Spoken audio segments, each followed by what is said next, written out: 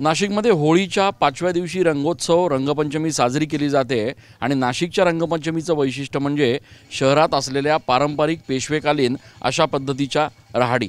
या राहाडी म्हणजे पेशवेकालामध्ये रंग खेळण्यासाठी शहराच्या चौकांमध्ये अशा पद्धतीचे हौद जे आहेत ते तयार केले होते, ज्यामध्ये रंग टाकून त्याच्यात काही उपयुक्त अशा पद्धतीच्या काही औषधी टाकून हा रंगोत्सव जो आहे तो नाशिकमध्ये साजरा करण्याची परंपरा आहे। नाशिकमध्ये सद्यस्थितीला 5 अशा पद्धतीचे हौद, ज्याला नाशिकमध्ये राहाडी देखील म्हणतात, या राहाडी आहेत आणि मधली होळी परिसरात आणखी एक पेशवेकालीन राहाड जी आहे ती सध्या सापडून आलेली आहे। या परिसरामध्ये खोदकाम सुरू असताना ही पेशवेकालीन राहाड जी आहे ती सापडलेली आहे आणि त्यामुळे यंदाच्या नाशिककरांच्या रंगोत्सवामध्ये आणखी एक वैभवशाली राहाडीची जी परंपरा आहे ती या ठिकाणी आणखी वाढल्याचं चित्र जे आहे ते आपल्याला बघायला मिळते।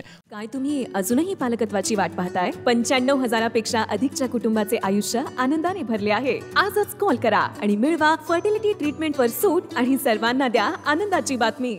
मधली होळी परिसरात हे सगळे कार्यकर्ते जे आहेत त्यांच्या माध्यमातून या राहाडीची डागडुजी जी आहे ती सध्या सुरू करण्यात आलेली आहे। पारंपरिक पद्धतीनं पूजन करून या राहाडीला यावर्षीपासून सुरुवात केली जाणार आहे। काथे गुरुजी, नेमकी काय कशा पद्धतीनं सापडली राहाड आणि आता काय पुढे याचं नियोजन आहे? अहकुटा भयंत्रस्त कृत्वा तुम होली बालिशैः अतस्त्वां पूजयिष्यामि भूती भूतिप्रदायिनी। आपल्या सनातन धर्माप्रमाणे द्वापर युगापासून श्रीकृष्णाच्या काळापासून होलिका दहनाचा उत्सव आपण साजरा करतो आणि वाईट विचारांवरती, वाईट प्रवृत्तींवरती विजय मिळावा आणि सत्याचा नेहमी विजय असावा याच्याकरता होलिका उत्सव साजरा केला जातो। मथुरेमध्ये ही परंपरा 10 दिवसांचा हा उत्सव साजरा करण्यात येतो। आपल्याकडे होलिका उत्सव झाला की जी राख असते ती धुलीवंदन करून त्याच्यानंतर त्याच्यामध्ये रंग मिसळून पंचमीपर्यंत रंगोत्सव साजरा करण्याची परंपरा आहे आणि पेशवेकालांपासून पेशव्यांनी अशा प्रकारचे एक हौद तयार केले ज्याला रहाड असं म्हटलं जातं आणि या रहाडीमध्ये अत्यंत नॅचरल असे रंग जे फुलांपासून तयार होतात आणि त्याचप्रमाणे काही औषधींचा काढा एकत्र करून याच्यात टाकला जातो। तर कशा करता? तर आता चैत्र महिन्यापासून वसंत उत्सव चालू होतो।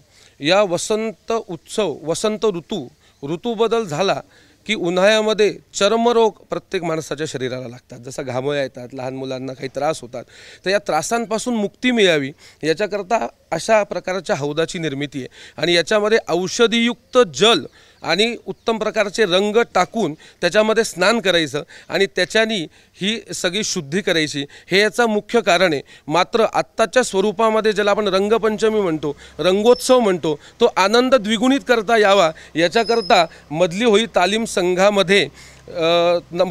संघाच्या या चौकामध्ये पेशवेकालीन राहाड सापडली, जी गेल्या 80 वर्षापूर्वी कधीतरी उघडली असेल। 80 वर्षापासून ही उघडली गेलेली नाही आहे। पण आता याचं प्रयोजन काय? याचं पूजन करून तुम्ही पुढे सुरुवात करणार आहात का रंगपंचमीला? 100% पारंपरिक पद्धतीने या राहाडीमध्ये जलदेवतेंचं पूजन आपण करतो। याची मुख्य देवता साती आसरा आहे आणि तत्पूर्वी भगवान श्रीकृष्णाला इथे स्थापन करण्यात येतं। श्रीकृष्णाला श्रीरंग असं म्हटलं जातं कारण श्रीरंगापासून रंगोत्सव चालू झाला म्हणून त्याला श्रीरंग म्हणतात। भगवान श्रीकृष्णाची श्रीरंगाची स्थापना करून याच्यामध्ये पाणी भरल्यानंतर जलदेवतेंना आपण आवाहित करणार आणि आपल्या नाशिकची जी मुख्य जलदेवता आहेत गोदावरी माता, तिथे साती आसरेंचं मंदिर आहे, तिथून सगळ्या सुवासिनींकडनं जलयात्रा इथपर्यंत काढली जाणार, ते जल याच्यात टाकलं जाणार, जलदेवतेचं पूजन होणार आणि राहाडीच्या रंगोत्सवाला आपण सुरुवात करणार। आपण बघतोय की अत्यंत विधिवत अशा पद्धतीची ही सगळी पूजा झाल्यानंतर रंगोत्सव जो आहे तो या ठिकाणी सुरू होणार आहे। मधली होळी परिसरात ही राहाड जी आहे ती आढळून आलेली आहे, सापडून आलेली आहे आणि त्यामुळे यंदाच्या रंगोत्सवाच्या दरम्यान या वैभवशाली परंपरेमध्ये आणखी एका राहाडीची भर पडल्याचं चित्र जे आहे ते नाशिकमध्ये बघायला मिळत आहे आणि त्यामुळे यंदाचा रंगोत्सव नाशिककरांसाठी अत्यंत आनंद द्विगुणित करणारा असाच ठरणारा, यात कुठल्याही प्रकारची शंका नाही। कॅमेरा पर्सन आकाश येवलेसह मी चंदन पूजाधिकारी, TV9 मराठी।